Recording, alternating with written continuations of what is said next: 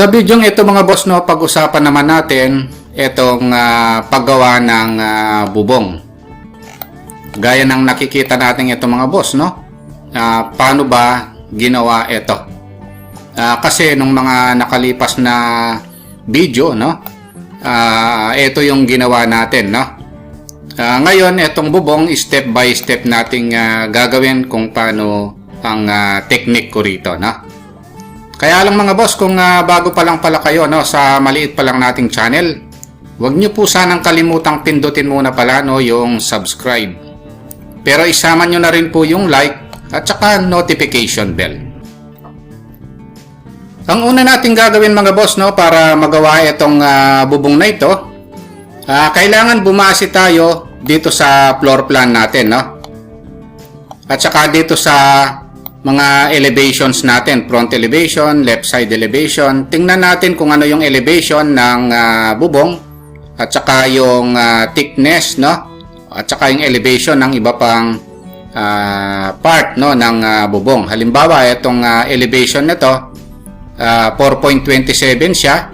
Tapos ito namang apex 5.70, no, yung elevation niya, no? Ngayon, ito namang fascia board, gutter, ang kapal niya is 0.3, no? Which is ang elevation naman niya is 3 meters. So, kailangan nating bumase, no, dito sa front elevation, left side elevation, tsaka floor plan, no? O, pwede nating i-copy ito. Ilipat natin dito sa malapit, no, sa 3D natin, no? Para ma-visualize nating mabuti kung paano yung paggawa nito, no? Ngayon, ang susunod na gagawin natin mga boss, no? Kunin natin itong fascia board na ito na nakapaikot, no? Itong roof na ito. Unahin natin ito. Lagyan natin ng thick, no? At saka ng elevation, no? Gawin natin, i-continuous pala muna natin. Pagkatapos, lagyan natin ng ibang kulay para hindi tayo malito. Magmukhang kahoy yan, no? Ang gawin natin, i-type natin ngayon yung change command, no? Negative CH, na-discuss ko naman yan ng mga previous video natin. Tapos sa properties, click natin yung properties option. Meron tayong elevation dito. O ilagay natin elevation is 3 meters. Pero ang thickness niya, ilagay natin 0.3, no? Then double enter. So ito na siya. Ngayon, ang susunod na lalagyan naman natin ng elevation, ito yung apex, no? At saka ito, lagyan natin ng ibang kulay mga boss at saka ibang line type, no? So, kailangan nating mai-elevate din yan. O, lagyan na lang natin ng ibang kulay, no? Para hindi tayo malito. O, halimbawa, white na lang natin. Ayan, no? Para madali siyang makita. Ito, no? At saka ito. Ito, hindi na natin kailangan ito mga boss, ha? Kasi meron tayong ibang technique kung paano gawin yung mga yan at i-connect dun sa naka-elevate, no? Ang unang elevation na ilalagay natin, ito. Ang nakalagay naman dito sa apex, base dito sa left elevation natin, 5.7, ayun, no? So, change ang command, negative CH pa rin, no? Tapos, select natin ito, P4 properties, ito yon, no? Kunin natin ng elevation, 5.7. Double enter. So, ito na yon, no? Ngayon ito naman, ang elevation niyan, tingnan natin dito is 4.27 naman, no? Kaya kung meron na kayong front elevation, left side elevation, tingnan nyo kung ano yung mga elevation niyan. Yun yung gagamitin yung elevation, no? Tapos properties, elevation, tapos 4.27, no? 4.27, double enter. So ito siya, no? So ngayon once na nailagay na natin ito, no, yung 4.27 na yan tsaka yung 5.7 na yan, ito na siya.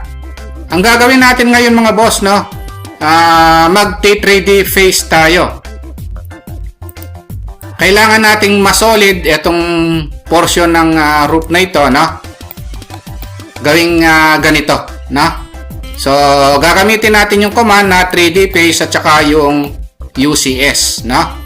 So, ang unang i-apply natin yung UCS. Tapos, ilo-locate natin yung origin muna. Tapos, yung X-axis at saka yung y-axis. Ito yan, no? Once na nailagay na yan, saka na tayo magti 3D face, no? 3D face. Mag-click tayo ng 4. 1, 2, 3, 4. Enter. So, ito na yon, no? So, naging solid na siya ngayon. Ayun, no? Ayan yung technique, no? Kung paano i-solid itong bubong na kagaya nito, no? So, pwede naman nating lagyan ng parehas na kulay kung gusto natin. Ibig sabihin, dalawang command pala ang i-apply natin, no? So, yung UCS muna at saka yung 3D face, no? So, ulitin lang natin. Kung i-apply natin dito, mag-UCS muna tayo. UCS. Ito yung origin. Tapos, ito yung X, horizontal, no? And then, ito naman yung Y. Ayan, no? Once na nai-apply na yung UCS, magti-3D face na tayo ngayon. Na laging partner yan, no? 3D face. First point. Ito yan. Second point ito. Basta magpo-point lang tayo ng 4 na point, no? 3 and then 4. Ito na yan, no? So, nagawa na itong side na ito. Ayan, no? Ang susunod ito naman, no? So, same procedure na ginawa natin kanina.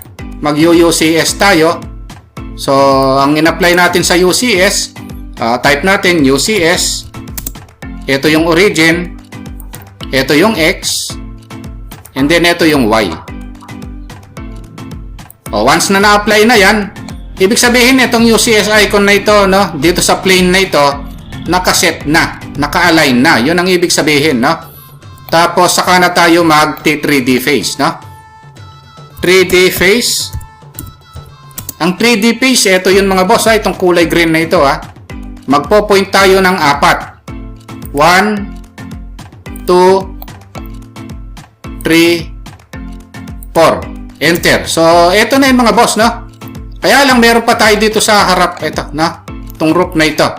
So, magti-3D face din ulit tayo. Kailangan natin magti-3D face, tsaka natin i-apply yung UCS, no? So, same procedure. UCS. Ang origin, ito. Ang X, ito. And then yung Y naman, ito, na? So, ngayon, magti-3D face na tayo. 3D face. 1, 2, 3, 4. Ayan, na? So, ang susunod, ito naman. Itong nasa harap na ito, no? Same procedure. UCS. User's Coordinate System. Ang ibig sabihin yan ng UCS, mga boss, ito yung origin. Ito yung X, siyempre. Horizontal yan. And then, ito yung Y. Laging origin, X and Y, no? Tapos, 3D face.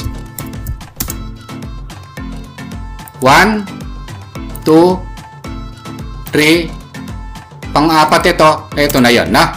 Ngayon, dito naman sa last, no? Dito sa kabila, pwede nating iikot yung view natin, mga boss, Ito yun, no? Yung orbit na ito, no? Ayan. So, pwede naman nating iikot yan. So, ayun yung kagandahan, no? Dito sa AutoCAD, meron siyang orbit. So, wag tayong palilito dyan, no? Meron tayong UCS na naman, no? So, sipatin lang natin kung saan yung maganda, mga boss, no? Pero actually, ito, pwede nang i-mirror ito, no? Ito, pwede nang i-mirror. Kaya lang, ang gagawin natin, i-apply pa rin natin yung UCS, no? So, UCS, ang gagawin natin, ito yung origin, ito yung X, and then ito yung Y, no? Ayun. Pagkatapos, 3D face na naman. Ito yung first point, second point, third point, fourth point. Enter. Ayun na, mga boss, no? Yung bubong natin, no? Kung titingnan natin, ayan na siya, no? Ang gagawin natin ngayon, mga boss, pwede nating erase itong puti-puti na ito, kaya pwede rin naman nating palitan ng kulay, no? Para hindi, yun, no? Para hindi siya masagwa.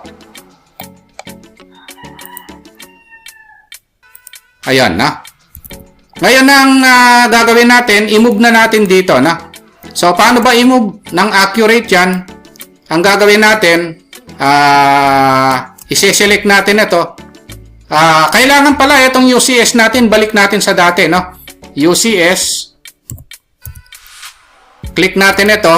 O, click lang natin yung world. Ito, no? Para balik siya sa normal UCS coordinate system, no? So, ngayon ang gagawin natin, i-move na natin ito. Itong bubong na ito, no? So, select lang natin, tapos move.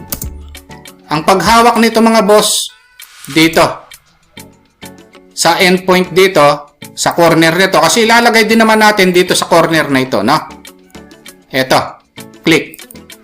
Ito na yung bubong natin mga boss, no? Ayan, kung titingnan natin, nagawa na. So, ganun lang mga boss, no, yung naging topic natin. So, sa totoo lang, itong bubong, kailangan, no, medyo may alam tayo dun sa mga command, lalo na sa mga previous command na diniscuss ko, no. Kung gusto nyong matutunan ito mga boss, yung mga previous video natin, panoorin nyo, no. Okay, ayun lang mga boss, no, yung naging topic natin. Kung nagustuhan nyo itong video natin, no, sa paggawa ng bubong, huwag nyo po sanang kalimutang pindutin muna pala, no, yung subscribe dito sa maliit pa lang nating channel. Isama nyo na rin po yung like at saka notification bell. Thank you very much at God bless po sa inyong lahat.